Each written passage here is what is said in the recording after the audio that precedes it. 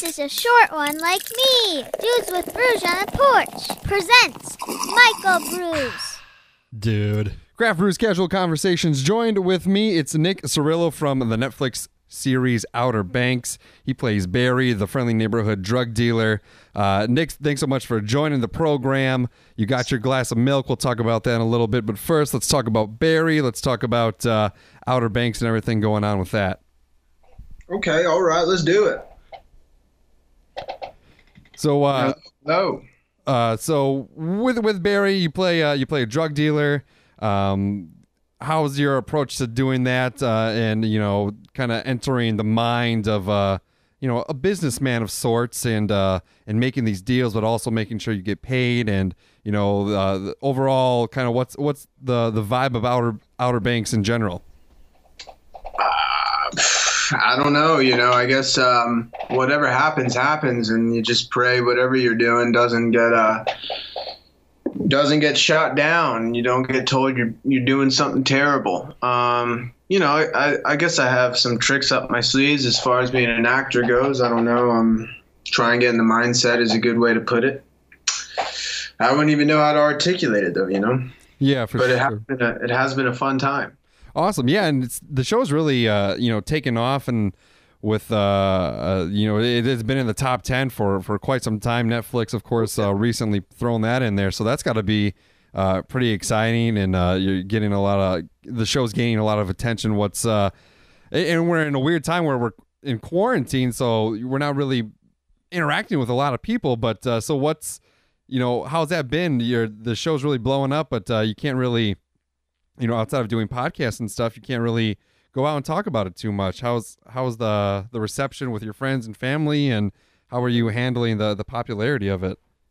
I mean, it certainly hasn't been overwhelming for me. It's just been it's been nice, the people that have reached out. I'm very appreciative of that, but I don't know, I don't know. I haven't really thought about all that. I guess I'm happy that people like you are willing to talk with me about it, and I'm able to discuss the show this way. And I'm not really too used to having any other options, I guess, because nobody's really been asking me about my acting thus far.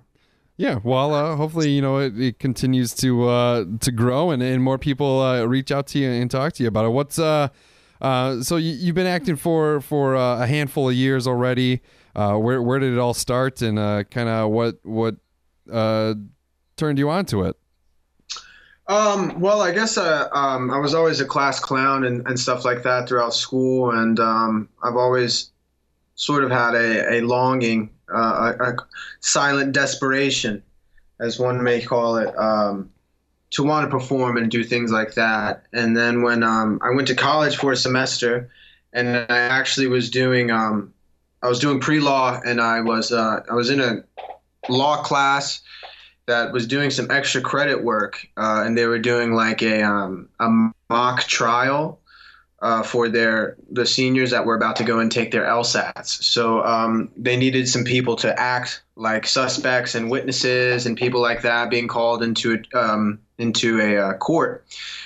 So I signed up for the extra credit, and I ended up just kind of like making a little act out of it, fell in love with it, and dropped out of college like that month, and started taking acting classes.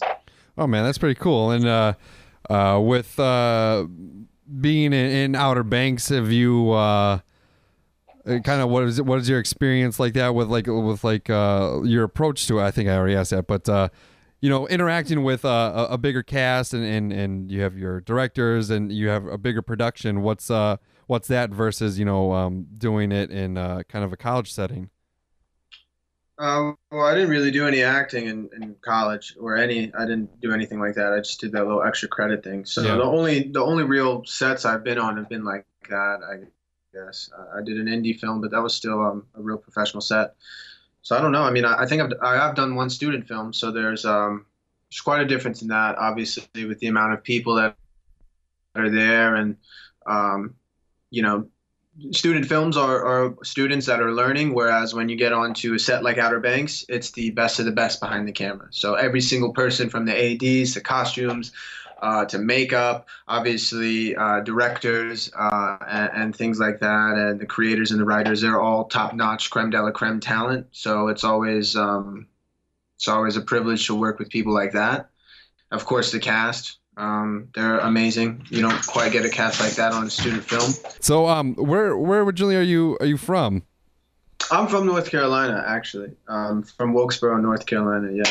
Cool, man. What was it like growing up there? So, have you ever been to kind of Midwest Wisconsin area ever? I've never been to Wisconsin. I don't know. I guess. Yeah, I've never been that area. I think Midwest would be Colorado and Utah for me, about as far out there as I've gone, or All right, cool. up there or wherever. But no, never frequented Wisconsin.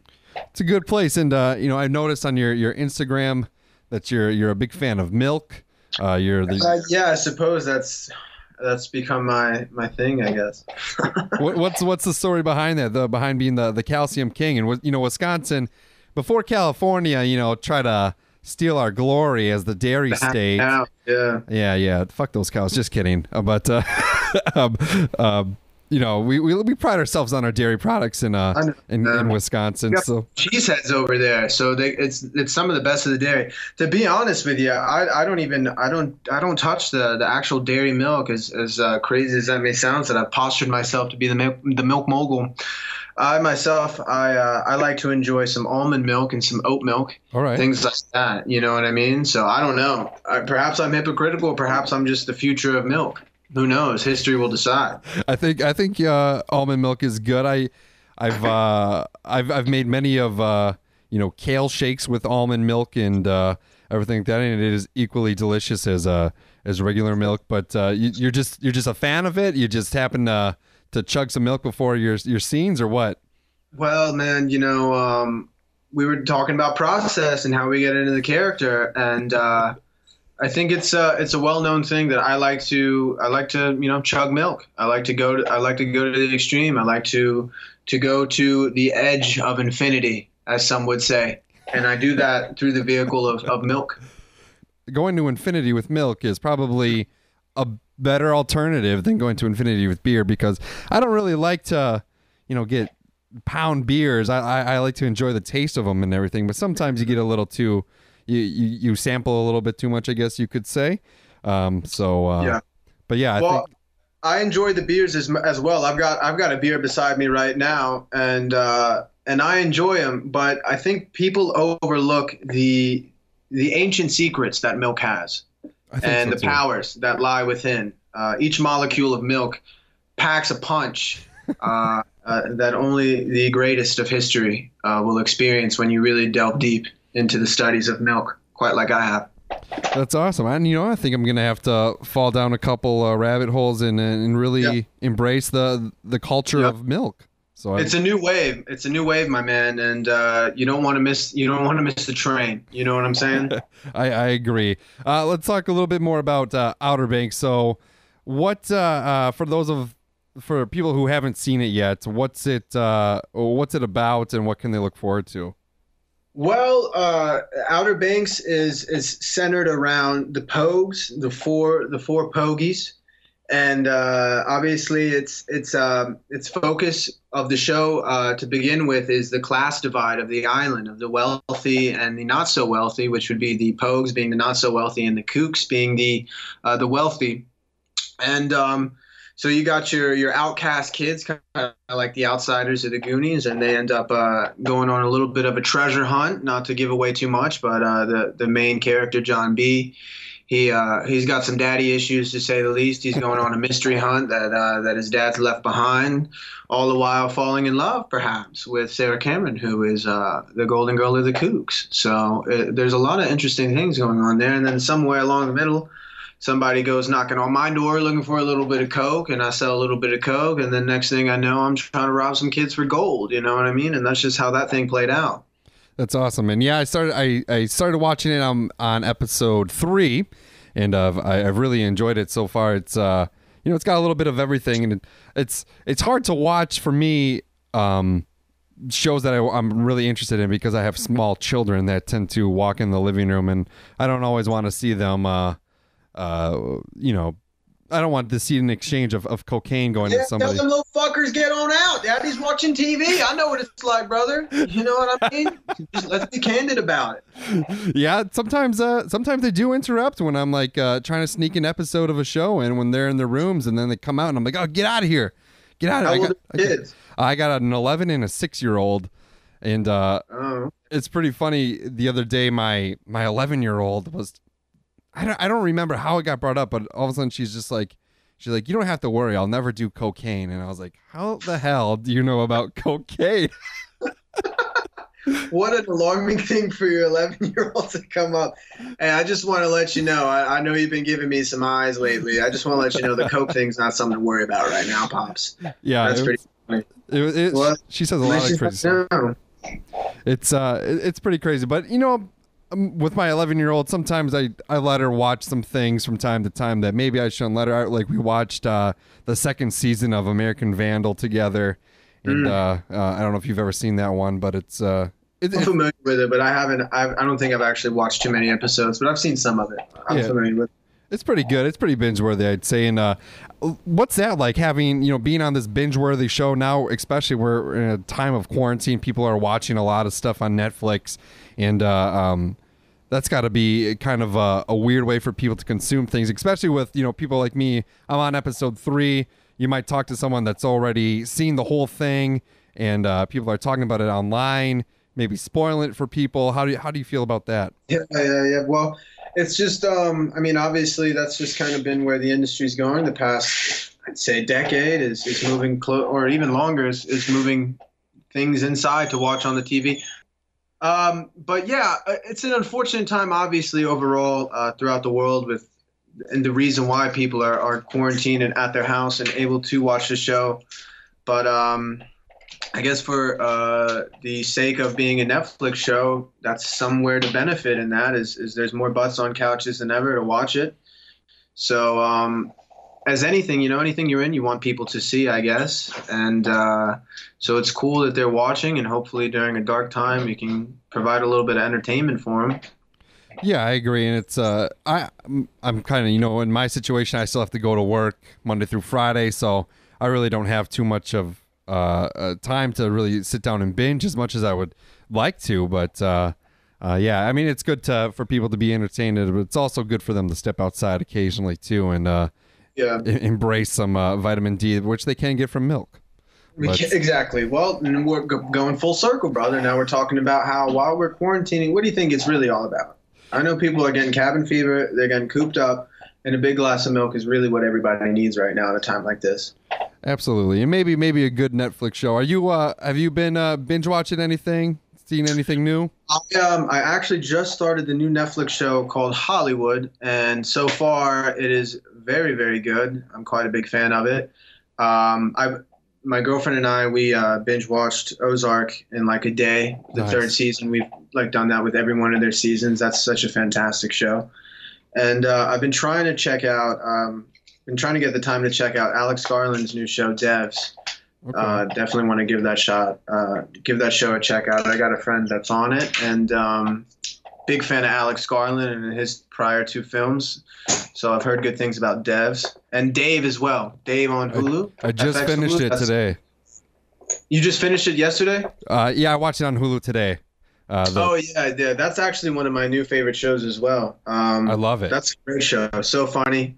Love Andrew Santino, who's in it. He's a great comedian. So yeah, Cheeto Santino. He is. Cheeto Santino, you know the boy. You know the man. He's very funny. Yeah, Dave. I'm a big comedy buff, and I just thought it was a really great show, and I hope they get a second season because it was amazing. Oh, me too. That was such a great show. I loved it. Really, I was a fan of Little Dicky, I guess you could say, but now, I really that guy's got some TV chops now, so I tip my hat to him. He's totally emerged as I guess a Hollywood mogul now with that show, and he deservedly so. It's a really good show. Yeah, absolutely. Is that something you'd be interested in? Getting in the comedy world a little bit? Well, yeah, I've dabbled in some stand-up comedy myself. I'm certainly a very big fan of it. I like to keep up with the comedians, and anytime I'm in LA, I always go to the Comedy Store or the Laugh Factory. Yeah. It's something that, I guess it vacillates in my mind a little bit. before the quarantine, I was pretty active with going to open mics and things like that. But I don't know. We'll just see. I guess that's really something that I don't know. You can't choose. It chooses you. You know. Yeah, absolutely. And you know, a lot of you always hear comedians always talking about just writing stuff down and doing things like that. So what do you have, like a writing process at all? Yeah, I mean, I do like to write whenever I feel like I'm a writer, whenever I'm pretending I'm doing that. A lot of it really, I have this app called, I think it's called Cocoon Weaver. Really, things just come to me, I guess. And if it's a good idea, I'll write it down and I'll try and fit it in somewhere later on. Yeah, for sure. I mean, I can't, I've never been someone that can like force a great idea out. But certainly whenever something comes to mind, like a joke or an idea for a script or something for a script that I'm writing, pops up in my head, I graciously thank the subconscious for rewarding it to me, and I write it down. I see where I can fit it in. Yeah, I'll have to check that app out. I get that from time to time where you're like, you're driving or something like that, or even walking, you get in. When you're driving. Music is really it. Going for a run or a walk or driving and music, and then it just kind of does the job for me. And somewhere in my mind, there's an idea that could be good or bad. I don't know, who's to say, but I try and decide which one I'll keep and go from there. Yeah, that's awesome, dude. And yeah, writing, you know, it's not easy, but it's definitely a good hobby to pick up, and that's something I need to. Well, I mean, I would recommend any actor that is serious about acting certainly start writing, because whenever you're writing, you're starting to really get intellectual about a character and developing somebody, and I think that that can be very useful for an actor, just to try and get deeper into the character. Whenever you're trying to write dialogue for somebody, because then you're literally creating the words of somebody, you're the inner thoughts of someone. So. I think that it benefits actors to do that. Yeah, for sure. And I've never really been much of an actor, but I've heard that a couple times where people are like, they'll go on, you know, they'll get this role as a character and they write their whole story down, like they write it down, exactly. And that's how you get into the mindset. So that's awesome, dude. Yeah. It's advantageous to know where you're coming from, I suppose.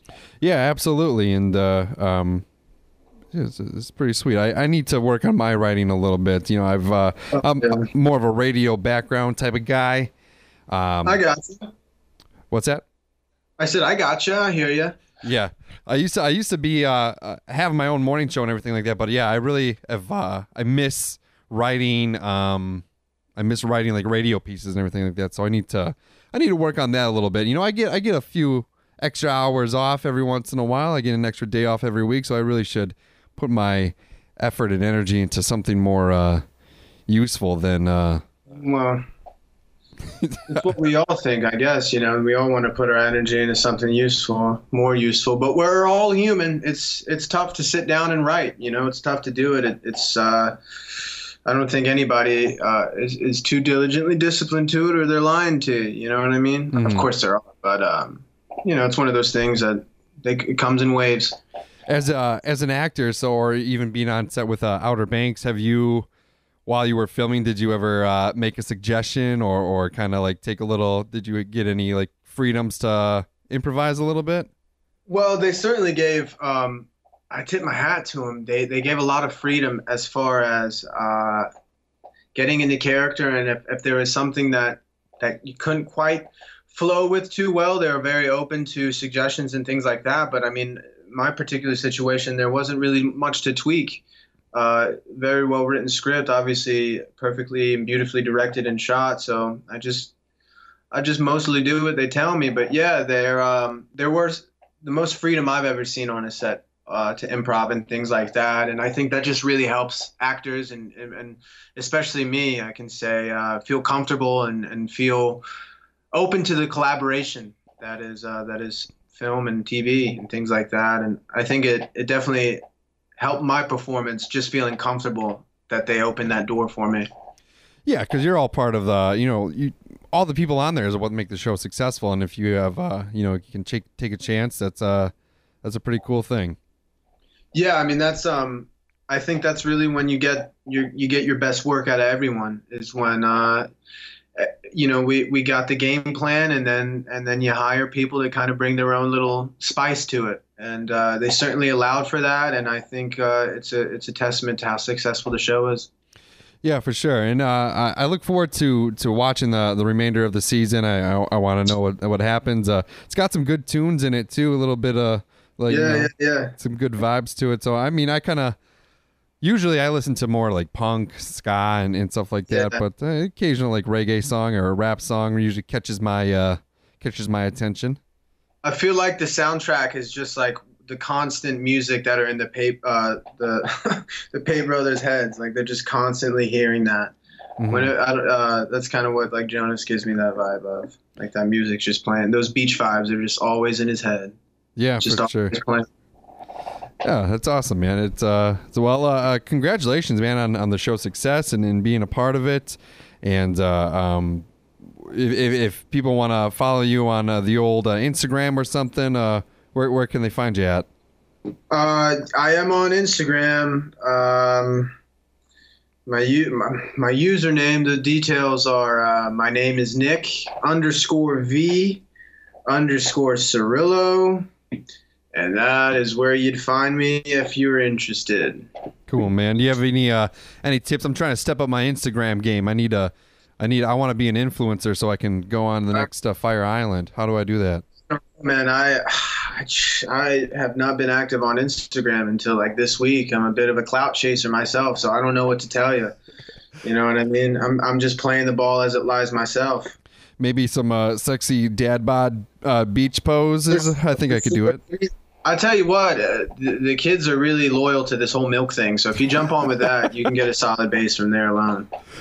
For now on, every time I post a picture with beer, I'm going to try to squeeze some milk in there too. Oh, of course, man. Just get some milk cartons laying around. The kids are crazy about it. You know what I mean? I think they're onto something. I think you're onto something. The Calcium King, Milk Mogul, Nick Cirillo, I really appreciate you hopping on the show, and I look forward to the continued success in the future once the world goes back into place. Well, I greatly appreciate you taking the time to chat with me and asking me these questions and showing interest and making me feel like a worthy citizen in society today. So I appreciate you for giving me some self-worth. Hey, man, I appreciate you for giving me self-worth and allowing me to podcast. So yeah, of course, man. It was fun to chat with you for real. Anytime. Pew pew audio. Goodbye, everyone.